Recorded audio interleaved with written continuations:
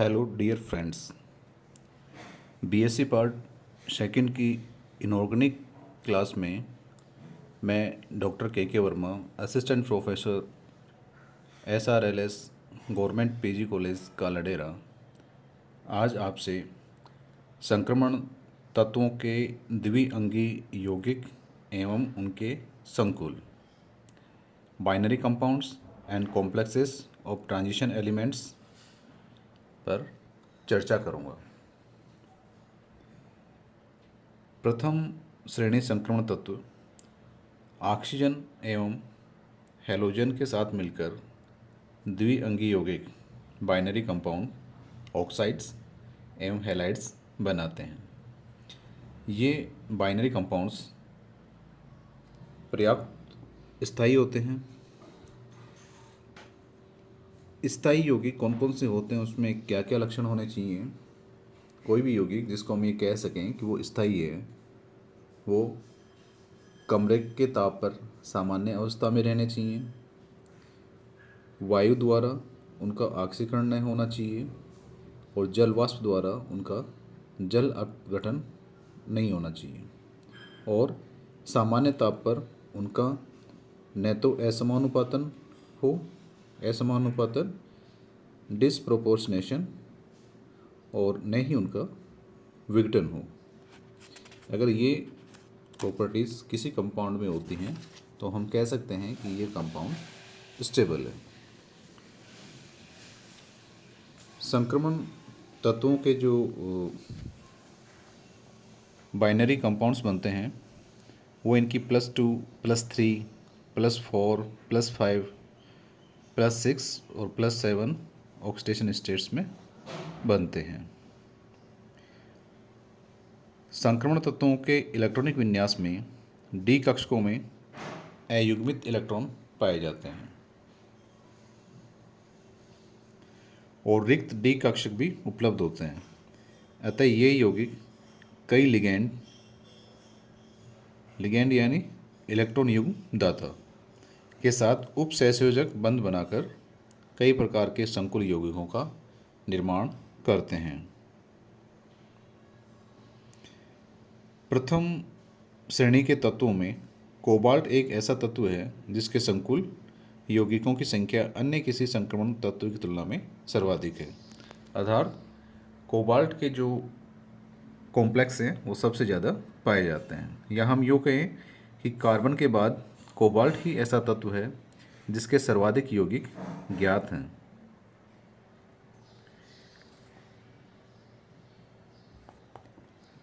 S तथा P block की तुलना में डी ब्लॉक तत्व काफ़ी अधिक संख्या में संकुल बनाते हैं। इसके निम्न कारण हैं।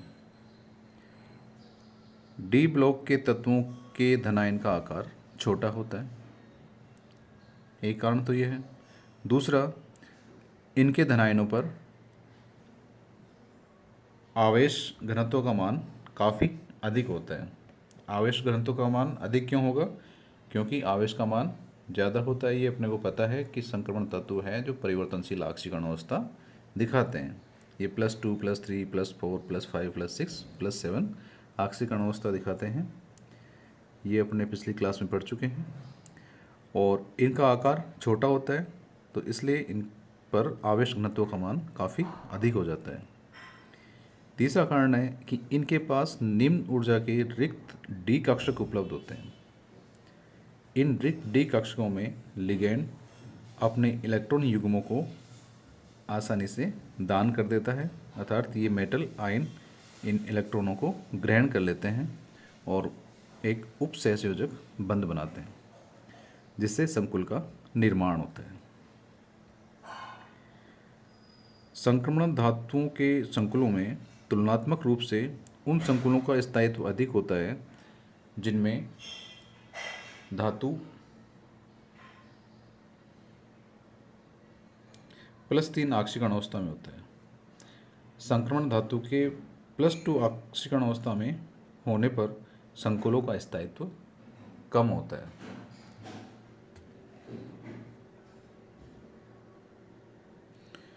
अब हम लिगैंड के प्रकार पढ़ेंगे कि वो इलेक्ट्रॉन देने की उनकी प्रवृत्ति किस तरह की है। आसानी से इलेक्ट्रॉन देंगे या थोड़ी कठिनाई से इलेक्ट्रॉन देंगे।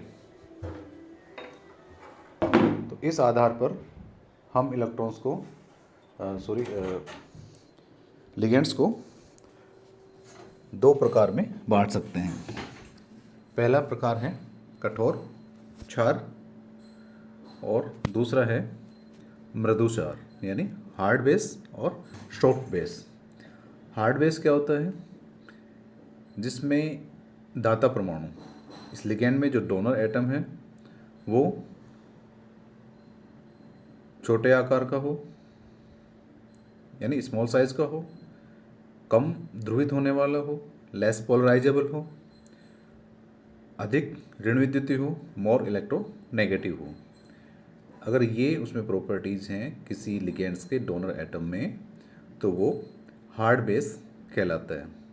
और इसके एग्जांपल्स हैं ऐसे लिगेंड्स जिनमें डोनर एटम नाइट्रोजन हो, ऑक्सीजन हो या फ्लोरीन हो।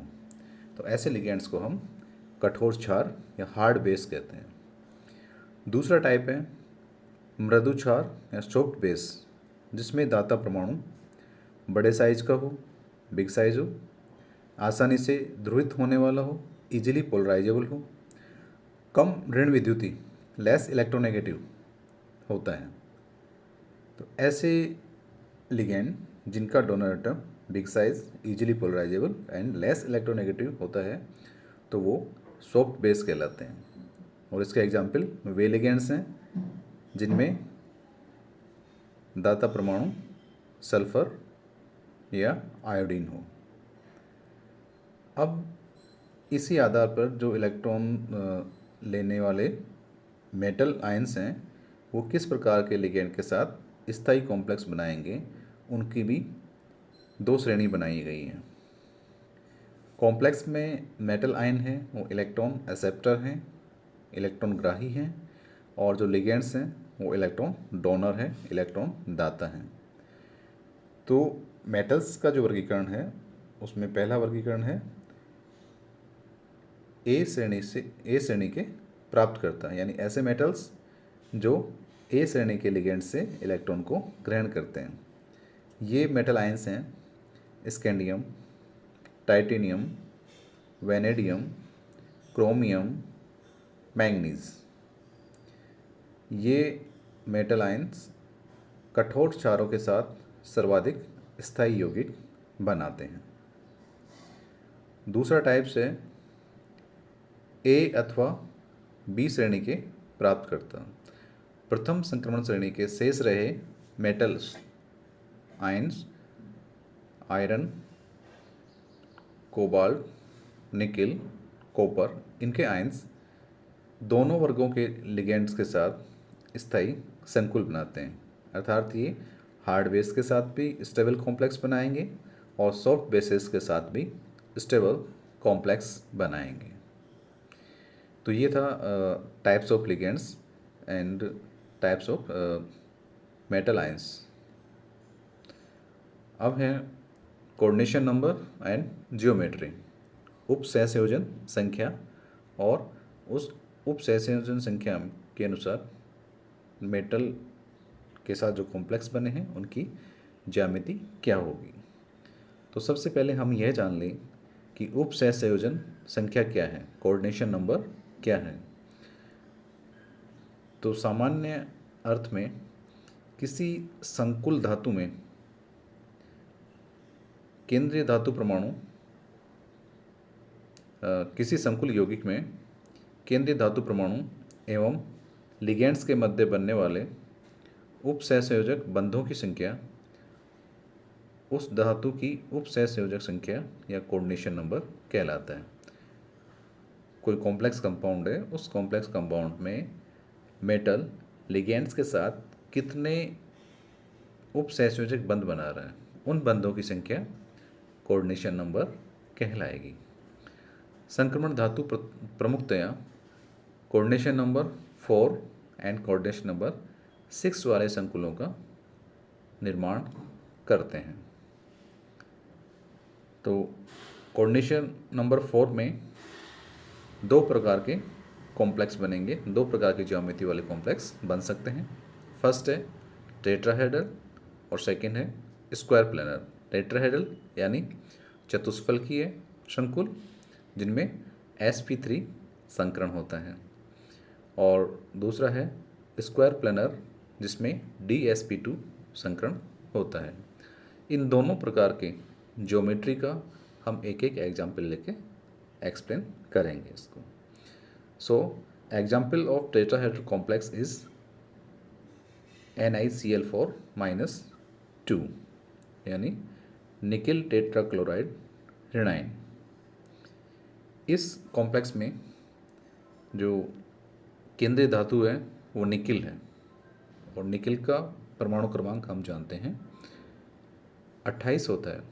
इसके इलेक्ट्रॉनिक विन्यास में 3d 8 इलेक्ट्रॉन्स होते हैं, डी कक्षक में 8 इलेक्ट्रॉन होते हैं, और 4s कक्षक में 2 इलेक्ट्रॉन होते हैं। इसका 4p कक्षक खाली होता है। यहाँ पे जो लिगेंड है वो क्लोराइड आयन है जो वीक बेस है, तो ये इलेक्ट्रॉन्स की पेयरिंग इसमें नहीं करते हैं। इस वजह से 3d कक्षकों में 2 इलेक्ट्रॉन अनपेयर्ड रहते हैं।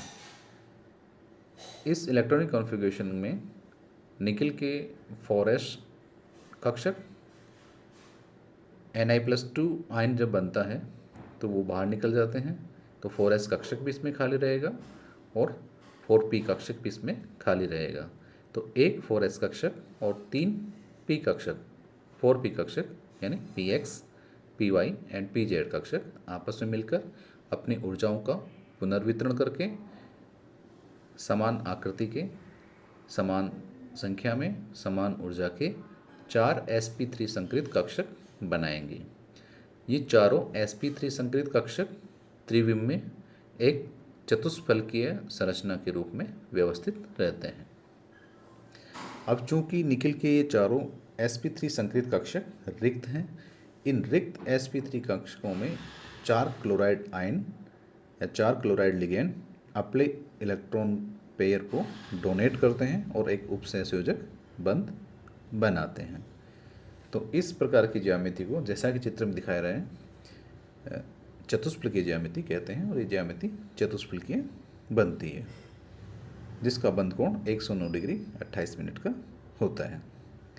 इसकी मैग्नेटिक प्रॉपर्टी की बात करें, चुंबकीय प्रवृत्ति की, तो चूंकि इस ज्योमेट्री में 2 अनपेयर्ड इलेक्ट्रॉन हैं इसलिए ये पैरामैग्नेटिक या अनुचुंबकीय नेचर के होंगे। तो ये एग्जाम्पल था टेट्राहेड्रल ज्योमेट्री का। अगला जो एग्जाम्पल है वो लेंगे हम स्क्वायर प्लेनर कॉम्प्लेक्स का। स्क्वायर प्लेनर कॉम्प्लेक्स में dsp2 संकरण होगा, और इसका एग्जाम्पल है टेट्रासाइनो निकिल आयन यानी NiCN4-2 निकिल टेट्रासाइनाइड ऋणायन भी इसको हम कह सकते हैं। इसमें भी जो केंद्रीय धातु परमाणु है वो निकिल है, और निकिल अपने 2 4s के इलेक्ट्रॉन को त्याग कर निकिल +2 आयन बनाता है। इस संकुल में निकिल की ऑक्सीकरण अवस्था +2 है, तो इसलिए +2 ऑक्सीकरण अवस्था प्राप्त करने के लिए निकिल अपने 4s के 2 इलेक्ट्रॉन को त्याग कर +2 आयन बनाता है। अब इस +2 आयन में 3d कक्षक में 8 इलेक्ट्रॉन्स हैं। अब यहाँ पे जो लिगेंड है वो साइनाइड लिगेंड है, और हम ये जानते हैं कि साइनाइड लिगेंड एक प्रबल लिगेंड होता है। तो ये लिगेंड जब केंद्रीय धातु परमाणु इसके संपर्क में आता है तो उसके डी कक्षक में जो अयुग्मित इलेक्ट्रॉन है उनकी पेयरिंग कर देता है, और जिससे एक डी कक्षक रिक्त हो जाता है। तो 3d वाला ये एक रिक्त कक्षक, एक 4s कक्षक और 2 4p कक्षक आपस में मिलके dsp2 संकरण करते हैं। इस dsp2 संकरण की वजह से 4 संकरित कक्षक बनेंगे जो त्रिविमीय ज्यामिति में वर्ग समतल के रूप में व्यवस्थित रहते हैं, जिनके बीच का कोण 90 डिग्री होता है।